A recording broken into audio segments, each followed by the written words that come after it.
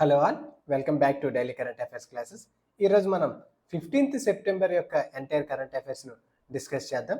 అందుకంటే ముందుగా మనం అర్జునాపాత్ ఆన్సర్ రైటింగ్ ప్రోగ్రామ్ను తీసుకురావడం జరిగింది. ఈ అర్జునాపాత్ ఆన్సర్ రైటింగ్ ప్రోగ్రాంలో మనం ఏపీపీఎస్సి గ్రూప్ 1 రిలేటెడ్గా మెయిన్స్లో మనం మోర్ దెన్ 150కి పైగా మోడల్ క్వశ్చన్ అండ్ ఆన్సర్స్ను బోత్ ఎకానమీ మరియు పాలిటీలో ఇవ్వడం జరుగుతుంది. ఓకే, పాలిటీలో 150 మోడల్ క్వశ్చన్స్ మరియు ఎకానమీలో 200కు పైగా మోడల్ క్వశ్చన్ అండ్ ఆన్సర్స్ని ఇవ్వడం జరుగుతుంది. దీంతో పాటుగా మనకి ఈ ఎగ్జామ్ కంప్లీట్ అయినంత వరకు కూడా కరెంట్ ఇష్యూలో ఏదైనా ఇష్యూ ఉన్నట్లయితే వాటిని కూడా క్వశ్చన్ అండ్ ఆన్సర్స్ ఫార్మాట్లో కూడా ఇవ్వడం జరుగుతుంది. దీని యొక్క ఫుల్ డీటెయిల్స్ను వీడియో కింద డిస్క్రిప్షన్లో టెలిగ్రామ్ ఛానల్ ఇవ్వడం జరిగింది. ఆ టెలిగ్రామ్ ఛానల్లో దీని యొక్క ఫుల్ డీటెయిల్స్ను ఇవ్వడం జరిగింది. ఈరోజు వార్తల్లో ఉన్న ఇష్యూస్ మనం అబ్జర్వ్ చేస్తే మొదటిగా తిరుమల యొక్క కొండలు మరియు విశాఖపట్నంలో ఉన్న ఎర్రమట్టి దిబ్బలను తాజాగా యునెస్కో యొక్క తాత్కాలిక జాబితాలో చేర్చడం జరిగింది. ఓకే, తాజాగా యునెస్కో యొక్క తాత్కాలిక జాబితాలో ఏ ప్లేసెస్ను చేర్చడం జరిగింది అంటే తిరుమల కొండలు, ఎర్రమట్టి దిబ్బలను యునెస్కో యొక్క తాత్కాలిక జాబితాలో చేర్చడం జరిగింది. మనం పర్టికులర్గా ఇప్పుడు ఈ ఎర్రమట్టి దిబ్బలను అబ్జర్వ్ చేస్తే ఈ రెడ్ శాండ్ డ్యూన్స్ అనేవి ఎక్కడ ఉన్నాయంటే విశాఖపట్నం, ఆంధ్రప్రదేశ్లో గల విశాఖపట్నంలో సముద్రానికి ఆనుకొని సముద్రానికి దగ్గరగా ఈ ఎర్రమట్టి దిబ్బలు అనేవి కలవు. ఓకే, భీమునిపట్నం దగ్గరలో ఈ ఎర్రమట్టి దిబ్బలు అనేవి ఉండడం జరిగింది. ఇటీవల ఈ ఆంధ్రప్రదేశ్లోని ఎర్రమట్టి దిబ్బలను యునెస్కో ప్రపంచ వారసత్వ ప్రదేశాల్లో తాత్కాలిక జాబితాలో చేర్చడం జరిగింది. ప్రపంచ వారసత్వ ప్రదేశాల తాత్కాలిక జాబితాలో వీటిని చేర్చడం జరిగింది. ఇవి ఎక్కడ ఉన్నాయంటే విశాఖపట్నంలో ఉన్నాయి. వీటిని 1886లో బ్రిటిష్ భూ విజ్ఞాన శాస్త్రవేత్త అయిన విలియం కింగ్ మొదటిసారిగా గుర్తించడం జరిగింది. ఈ ఎర్రమట్టి దిబ్బలను 1886లో బ్రిటిష్ శాస్త్రవేత్త మొదటిసారిగా గుర్తించడం జరిగింది. ఇది తీర భూరూప శాస్త్రంలో అరుదైన నిర్మాణాలుగా గుర్తింపు పొందడం జరిగింది. ఓకే, ఇది తీర ప్రాంతంలోని భూరూప శాస్త్రంలోని అరుదైన నిర్మాణాలుగా ఈ ఎర్రమట్టి దిబ్బలు అనేవి గుర్తింపు పొందడం జరిగింది. వీటి యొక్క ముఖ్య లక్షణాలను అబ్జర్వ్ చేస్తే ఇవి ఇసుక, సిల్ట్, బంకమట్టి కలయికతో ఏర్పాటు అవ్వడం జరిగింది. సహజ ఆక్సీకరణం వల్ల ఎరుపు రంగులో ఇవి ఉండడం జరుగుతుంది. ఓకే, ఈ ప్రాంతం మొత్తం కూడా ఎరుపు రంగులోనే ఉండడం జరుగుతుంది. ఇది ఒక బ్యాడ్ ల్యాండ్ టోపోగ్రఫీ. అంటే వీటి యొక్క నిర్మాణం అనేది ఒక పర్టికులర్ ఆకృతిలో కాకుండా వివిధ రకాలుగా ఎత్తు దిగుడుల రూపంలో వీటి యొక్క నిర్మాణం అనేది ఉండడం జరుగుతుంది. ఇది ఒక బ్యాడ్ ల్యాండ్ టోపోగ్రఫీ. మనం ప్రపంచంలోనే ఇట్లాంటి సైట్స్ గురించి మనం అబ్జర్వ్ చేస్తే సిమిలర్గా కేవలం 2 సైట్స్ మాత్రమే ఉన్నాయి. అది కూడా శ్రీలంకలో ఒకటి, తమిళనాడులో ఒకటి. అంటే ఈ ఎర్రమట్టి దిబ్బలకు సిమిలర్గా ఉండే ప్రాంతాలు ప్రపంచంలో 2 ఉన్నాయి. ఒకటి శ్రీలంకలో ఉంది, ఇంకా భారతదేశంలో తమిళనాడులో ఈ టెర్రీ శాండ్స్ ఒకటి ఈ ఎర్రమట్టికి సిమిలర్గా ఉండడం జరుగుతుంది. మనము ఈ ఎర్రమట్టి దిబ్బలను అబ్జర్వ్ చేస్తే 2016లో geological survey of India GISI ఈ దిబ్బలను జాతీయ భౌగోళిక వారసత్వ స్మారక చిహ్నంగా ప్రకటించడం జరిగింది. ఓకే, 2016లో GISI వీటిని గుర్తించడం జరిగింది. ఇప్పుడు 2025లో యునెస్కో ప్రపంచ వారసత్వ తాత్కాలిక జాబితాలో చేర్చడం జరిగింది. నెక్స్ట్ దీంతో పాటు తిరుమల కొండలు కూడా చేర్చడం జరిగింది కదా. పర్టికులర్గా ఈ తిరుమల కొండలు మనం అబ్జర్వ్ చేస్తే ప్రపంచ ప్రఖ్యాతి తిరుపతి ఆలయానికి ఈ నిలయమైనదే ఈ తిరుమల కొండలు. ఇవి భౌగోళిక అద్భుతానికి కూడా నిలయంగా ఉండడం జరిగింది. ఇది 1.6 బిలియన్ సంవత్సరాల నాటి రాళ్ళు. ఓకే, ఇది 1.6 బిలియన్ల పురాతనమైన కొండలు అన్నమాట.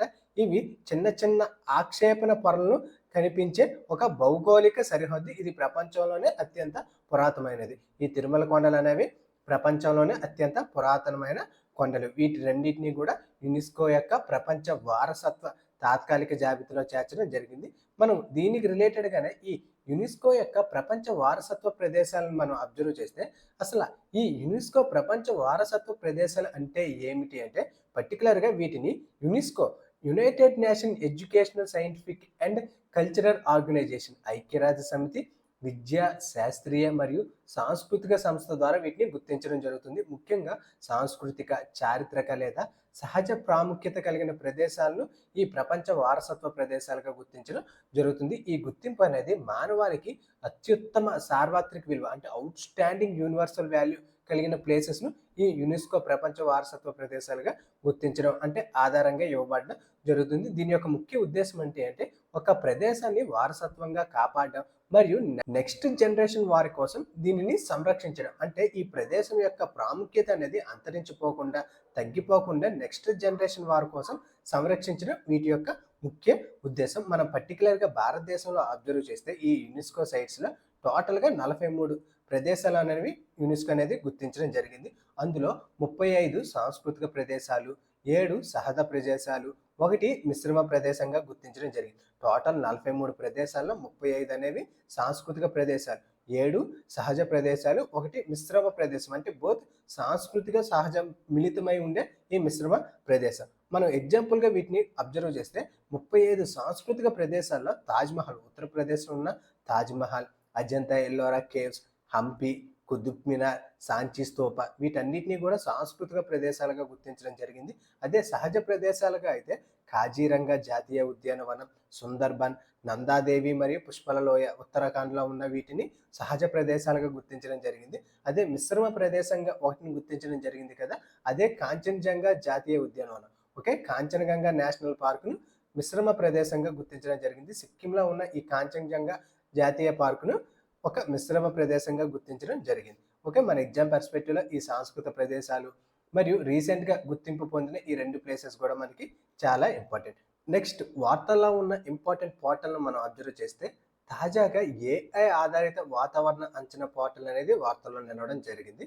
ఓకే, ఈ కిసాన్ పోర్టల్ అనేది తాజాగా వార్తల్లో నిలవడం జరిగింది కదా. దీన్ని ఏ మినిస్ట్రీ తీసుకురావడం జరిగింది అంటే ministry of agriculture and farmers welfare, వ్యవసాయం మరియు రైతు సంక్షేమ మంత్రిత్వ శాఖ ఈ సంవత్సరంలో 13 రాష్ట్రాల్లోని సుమారు 3.8 కోట్ల మంది రైతులకు ఈ కిసాన్ పోర్టల్ ద్వారా ఎస్ఎంఎస్ రూపంలో ఒక ఏఐ ఆధారిత ఋతుపవన అంచనాలను పంపించడం జరిగింది. ఓకే, ఏఐను ఉపయోగించి ఋతుపవనాల యొక్క అంచనాలను ప్రతి ఒక్క రైతుకు 13 రాష్ట్రాల్లో ఉన్న 3.8 కోట్ల మంది రైతులకు ఎస్ఎంఎస్ రూపంలో వీటిని పంపించడం జరిగింది. అందుకోసం ఈ కిసాన్ పోర్టల్ను ఉపయోగించడం జరిగింది. అందువల్ల ఈ కిసాన్ పోర్టల్ అనేది వార్తల్లో నిలవడం జరిగింది.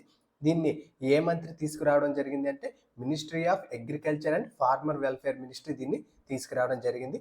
ఈ ఏఐ ఆధారిత వాతావరణ అంచనా కార్యక్రమం గురించి మనం అబ్జర్వ్ చేస్తే ఈ కార్యక్రమాన్ని ఏ మినిస్ట్రీ తీసుకొచ్చిందంటే వ్యవసాయం మరియు రైతు సంక్షేమ మినిస్ట్రీ దీన్ని తీసుకురావడం జరిగింది. ఇది ఏఐ ఆధారిత ఋతుపవనాలను అంచనాలను రైతులకు కిసాన్ పోర్టల్ ద్వారా ఎస్ఎంఎస్ రూపంలో అందించడం జరుగుతుంది. ఇది వర్షాకాలం పూర్తయ్యే వరకు ప్రభుత్వం ప్రతి వారం కూడా ఎస్ఎంఎస్లను రైతులకు పంపించడం జరుగుతుంది. ఓకే, ప్రతి రైతుకు కూడా ఎస్ఎంఎస్ల ద్వారా ఈ ఋతుపవనాల యొక్క అంచనాలను మరియు వర్షం ఎప్పుడు పడుతుంది వాటి యొక్క ఫుల్ డీటెయిల్స్ను కూడా ఎస్ఎంఎస్ రూపంలో అందించడం జరుగుతుంది. వీటి కోసం ఈ ఏఐ నమూనాలను అబ్జర్వ్ చేస్తే అంటే వీటి కోసం ఏఐ నమూనాలను ఉపయోగించారంటే గూగుల్ యొక్క న్యూరల్ జీసీఎం మరియు European centre for medium range weather forecast AI forecasting సిస్టమ్ను ఉపయోగించడం జరిగింది. వీటి కోసం 2 ఏఐ ఫోర్కాస్టింగ్లు ఉపయోగించడం జరిగింది. ఒకటి గూగుల్ రిలేటెడ్గా, ఇంకొకటి యూరోపియన్ రిలేటెడ్గా ఉన్న ఏఐ నమూనాలను ఉపయోగించడం జరిగింది. దీని యొక్క ప్రాముఖ్యత మనం అబ్జర్వ్ చేస్తే ఈ ఎస్ఎంఎస్లు అనేవి రైతునికి చాలా సులభమైన భాషలో అర్థం చేసుకునే విధంగా పంపించడం జరుగుతుంది. ఓకే, ప్రతి ఒక్క రైతు కూడా చదివే విధంగా ఈ ఎస్ఎంఎస్ను పంపించడం జరుగుతుంది. పంటల యొక్క ప్రణాళికను, నీటిని వినియోగం, తెగులు నియంత్రణలో సమాచార ఆధారిత నిర్ణయాలు తీసుకునే అవకాశాన్ని కూడా ఈ ఎస్ఎంఎస్ ద్వారా కల్పించడం జరుగుతుంది. దీని ద్వారా నష్టాలు తగ్గించడం మరియు ఉత్పాదక అనేది పెంపొందించడం జరుగుతుంది. ఓకే, ఈ ఎస్ఎంఎస్ ద్వారా నష్టాలు అనేది తగ్గించడం జరుగుతుంది, ఉత్పాదకతను పెంపొందించడం జరుగుతుంది. మన ఎగ్జామ్ పర్స్పెక్టివ్లో ఈ కిసాన్ పోర్టల్ని ఏ మినిస్ట్రీ తీసుకురావడం జరిగింది, తాజాగా దీని యొక్క రిపోర్ట్ డేటా కూడా ఇంపార్టెంట్. ఓకే, నెక్స్ట్ న్యూస్లో ఉన్న ఇంపార్టెంట్ సదస్సును మనం అబ్జర్వ్ చేస్తే తాజాగా తిరుపతిలో మహిళా సాధికారిత జాతీయ సదస్సు అనేది జరగడం జరిగింది. ఓకే, ఈ మహిళా సాధికారిత జాతీయ సదస్సు అనేది ఎక్కడ జరిగింది అంటే ఆంధ్రప్రదేశ్లో ఉన్న తిరుపతిలో ఈ మహిళా సాధికారిత జాతీయ సదస్సు అనేది నిర్వహించడం జరిగింది. ఇది ఎప్పుడు జరిగింది అంటే సెప్టెంబర్ 14న ఈ మహిళా సాధికారిత సదస్సు అనేది జరగడం జరిగింది. దీన్ని లోక్సభ స్పీకర్ అయిన ఓం బిర్లా ప్రారంభించడం జరిగింది. ఓకే, ఈ సమావేశాన్ని లోక్సభ స్పీకర్ ఓం బిర్లా ప్రారంభించడం జరిగింది. దీనిలో టోటల్గా చట్టసభ సభ్యులు, విధాన నిపుణులు, పౌర సమాజ నాయకులు, లాయర్స్ అలా చాలా మంది కూడా ఈ సదస్సులో పాల్గొనడం జరిగింది. ఓకే, ఈ సదస్సులో చాలా మంది పార్టిసిపేట్ చేయడం జరిగింది. ఎక్కడ జరిగింది అంటే ఆంధ్రప్రదేశ్లోని తిరుపతిలో ఈ సదస్సు జరిగింది. దీనిలో ముఖ్యాంశాలు, ఈ సదస్సు యొక్క ముఖ్య ఉద్దేశం ఏమిటి అంటే 33% శాసనసభ రిజర్వేషన్లు అనేది మనకి 106 కాన్స్టిట్యూషన్ అమెండ్మెంట్ ద్వారా 2023లో తీసుకురావడం జరిగింది. ఓకే, మహిళలకు రాజకీయ అవకాశాన్ని కల్పించడం కోసం ఈ 33% తీసుకురావడం జరిగింది కదా మనకి 106 కాన్స్టిట్యూషన్ అమెండ్మెంట్ ద్వారా. దాని యొక్క ప్రాధాన్యతను గుర్తించడం, ప్రాధాన్యతను బలోపేతం చేయడం మరియు మహిళల యొక్క రాజకీయ భాగస్వామ్యాన్ని బలోపేతం చేయడం ఈ సమ్మిట్ యొక్క ముఖ్య ఉద్దేశం. ఇందులో ఈ రిజర్వేషన్ గురించి ప్రత్యేకంగా మెన్షన్ చేయడం జరిగింది మరియు లింగ సమానత్వం, సామాజిక ఆర్థిక వ్యూహాత్మకత, రాజకీయాలు మరియు ప్రజాస్వామ్య జీవితాల గురించి ఈ సమ్మిట్లో ముఖ్యంగా చర్చించడం జరిగింది. కానీ మన ఎగ్జామ్ పర్స్పెక్టివ్లో ఇది ఎక్కడ జరిగింది అంటే ఆంధ్రప్రదేశ్లోని తిరుపతిలో జరగడం జరిగింది. దీన్ని ఎవరు ప్రారంభించారు అంటే లోక్సభ స్పీకర్ ఓం బిర్లా ప్రారంభించడం జరిగింది. ఎప్పుడు అంటే సెప్టెంబర్ 14న ఇది ప్రారంభం అవ్వడం జరిగింది. మన ఎగ్జామ్ పర్స్పెక్టివ్లో ఇది చాలా ఇంపార్టెంట్. నెక్స్ట్, వార్తల్లో ఉన్న ఇంకొక ఇంపార్టెంట్ సమ్మిట్ని అబ్జర్వ్ చేస్తే తాజాగా గాంధీనగర్లో 5వ అఖిల భారత రాజభాష సమ్మేళనం అనేది జరగడం జరిగింది. ఓకే, కేంద్ర హోంమంత్రి అమిత్ షా గుజరాత్లోని గాంధీనగర్లో దీన్ని ప్రారంభించడం జరిగింది. ఓకే, యాక్చువల్గా సెప్టెంబర్ 14న హిందీ దినోత్సవంగా జరుపుకోవడం జరుగుతుంది.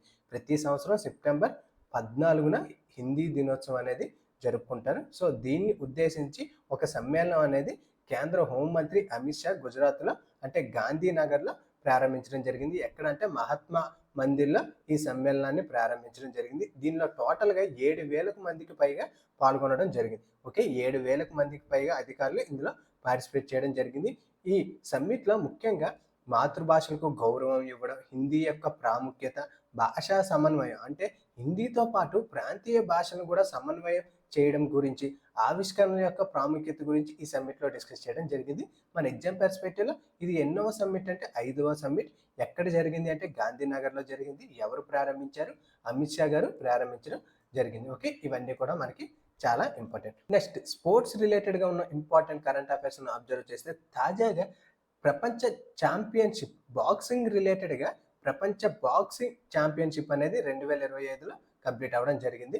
ఇందులో జైస్మిన్ లంబోరియా స్వర్ణం గెలుచుకోవడం జరిగింది. ఈ ప్రపంచ బాక్సింగ్ ఛాంపియన్షిప్లో 2025కు గాను ఎవరు స్వర్ణాన్ని గెలుచుకోవడం జరిగింది అంటే భారతదేశం తరఫున జైస్మిన్ లంబోరియా 57 కిలోల మహిళల విభాగంలో ఈ గోల్డ్ మెడల్ను గెలుచుకోవడం జరిగింది. ఓకే, ఈ ప్రపంచ బాక్సింగ్ ఛాంపియన్షిప్ అనేది ఎక్కడ జరిగింది అంటే లివర్పూల్, యునైటెడ్ కింగ్డమ్లో ఉన్న లివర్పూల్లో ఈ ప్రపంచ బాక్సింగ్ ఛాంపియన్షిప్ అనేది నిర్వహించడం జరిగింది. ఇందులో భారతదేశం తరఫున జైస్మిన్ లంబోరియా స్వర్ణం గెలుచుకోవడం జరిగింది. ఏ కేటగిరీలో అంటే 57 కేజీల మహిళా కేటగిరీలో ఈ గోల్డ్ మెడల్ను గెలుచుకోవడం జరిగింది. ఫైనల్లో పోలాండ్కు చెందిన ఈ జూలియా స్టెర్మెటాను ఓడించి ఈ గోల్డ్ మెడల్ను గెలుచుకోవడం జరిగింది. ఎవరు అంటే జైస్మిన్ లంబోరియా ఈ ప్రపంచ బాక్సింగ్ ఛాంపియన్షిప్లో గోల్డ్ మెడల్ను గెలుచుకోవడం జరిగింది.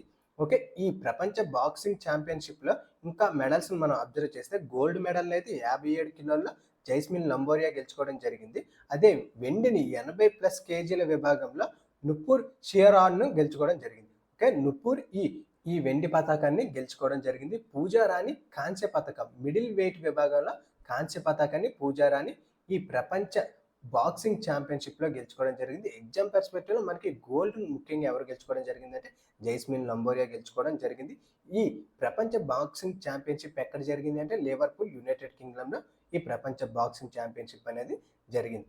నెక్స్ట్, వార్తల్లో ఉన్న ఇంకొక స్పోర్ట్స్ ఈవెంట్ మనం అబ్జర్వ్ చేస్తే తాజాగా ఆసియా కప్ ఫైనల్లో అంటే హాకీ ఆసియా కప్ ఫైనల్లో భారతదేశం మహిళా టీం అనేది ఓడిపోవడం జరిగింది. ఓకే, హాకీ ఆసియా కప్ ఫైనల్లో భారత మహిళా టీం అనేది ఓడిపోవడం జరిగింది. వచ్చే ఏడాది ప్రపంచ కప్కు నేరుగా అర్హత సాధించే అవకాశం అనేది ఈ భారత మహిళా జట్టు కోల్పోవడం జరిగింది. యాక్చువల్గా ఈ ఏషియా కప్లో కానీ భారతదేశం గెలిచినట్లయితే డైరెక్ట్గా నెక్స్ట్ ఇయర్ 2026లో మనకి ప్రపంచ కప్ జరగబోతుంది. ఎక్కడ అంటే బెల్జియం మరియు నెదర్లాండ్స్లో ఈ హాకీ వరల్డ్ కప్ అనేది జరగబోతుంది.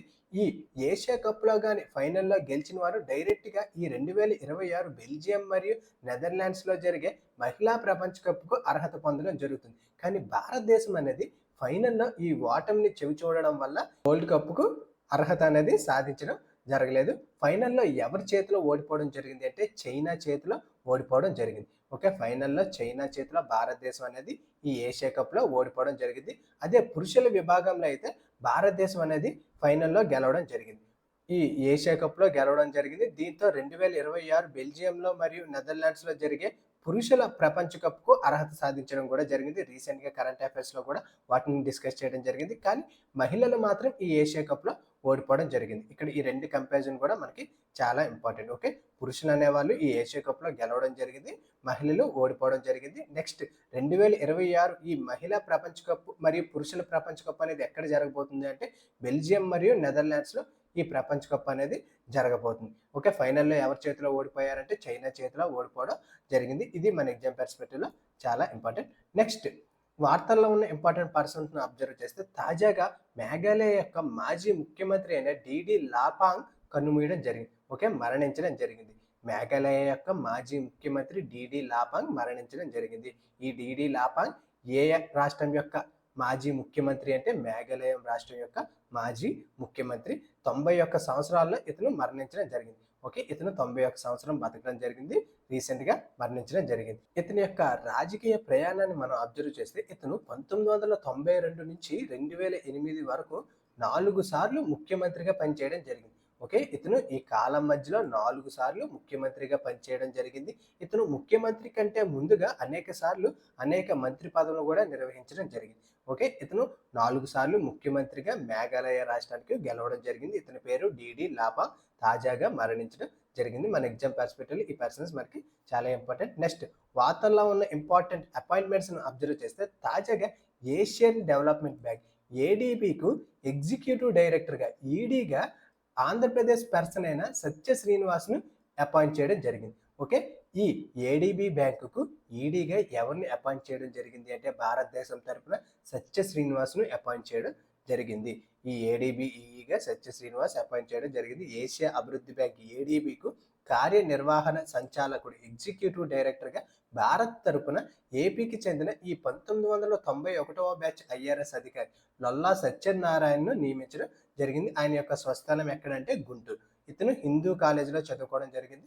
తాజాగా ఈ ఏడీబీకు ఈడీ పదవిని ఎవరు అపాయింట్ చేయడం జరిగింది అంటే లొల్లా సత్య శ్రీనివాస్ను అపాయింట్ చేయడం జరిగింది. ఈ అపాయింట్మెంట్స్ కూడా మనకి ఎగ్జామ్లో చాలా ఇంపార్టెంట్. నెక్స్ట్ వార్తల్లో ఉన్న ఇంపార్టెంట్ డేస్ మనం అబ్జర్వ్ చేస్తే తాజాగా అంతర్జాతీయ ప్రజాస్వామ్య దినోత్సవాన్ని సెప్టెంబర్ 15న జరుపుకోవడం జరుగుతుంది. ఓకే, ప్రతి సంవత్సరం సెప్టెంబర్ 15న అంతర్జాతీయ ప్రజాస్వామ్య దినోత్సవాన్ని జరుపుకుంటారు. ఈ ఇయర్ గాను అంటే 2025 గాను ఈ అంతర్జాతీయ ప్రజాస్వామ్య దినోత్సవానికి థీమ్ ఏంటి అంటే achieving gender equality action by action. Achieving gender equality action by action అనే థీమ్తో ఈ అంతర్జాతీయ ప్రజాస్వామ్య దినోత్సవాన్ని జరుపుకోవడం జరుగుతుంది. ఏ డేట్ అంటే సెప్టెంబర్ 15న ప్రతి సంవత్సరం కూడా దీన్ని జరుపుకోవడం జరుగుతుంది. దీన్ని మొదటిసారిగా ఎప్పుడు తీసుకురావడం జరిగింది అంటే యాక్చువల్గా 2007లో ఐక్యరాజ్య సమితి జనరల్ అసెంబ్లీ తీర్మానం ద్వారా ఈ డేను స్థాపించడం జరిగింది. మొదటిసారిగా 2008లో దీన్ని జరుపుకోవడం జరుగుతుంది. ఓకే, 2008 నుంచి ఈ దినోత్సవాన్ని జరుపుకోవడం జరుగుతుంది. ఈ ఇరుగ్గాన థీమ్ ఏమిటి అంటే achieving gender equality action by action. అంతర్జాతీయ ప్రజాస్వామ్య దినోత్సవాన్ని ఎప్పుడు జరుపుకుంటారంటే సెప్టెంబర్ 15న జరుపుకుంటారు. ఇక్కడ మనకి ఈ థీమ్ ఎప్పటి నుంచి జరుపుకుంటున్నారు అనేది మనకి చాలా ఇంపార్టెంట్. ఓకే, అది ఫ్రెండ్స్ ఈరోజు వార్తల్లో ఉన్న ఎంటైర్ కరెంట్ అఫైర్స్. ఈ పీడిఎఫ్ని బోత్ ఇంగ్లీష్ అండ్ తెలుగు మీడియాలో వీడియో కింద డిస్క్రిప్షన్లో టెలిగ్రామ్ ఛానల్ ఇవ్వడం జరిగింది. ఆ టెలిగ్రామ్ ఛానల్లో డైలీ ఈ పీడిఎఫ్స్ను అప్లోడ్ చేస్తున్నాను. Thank you for watching.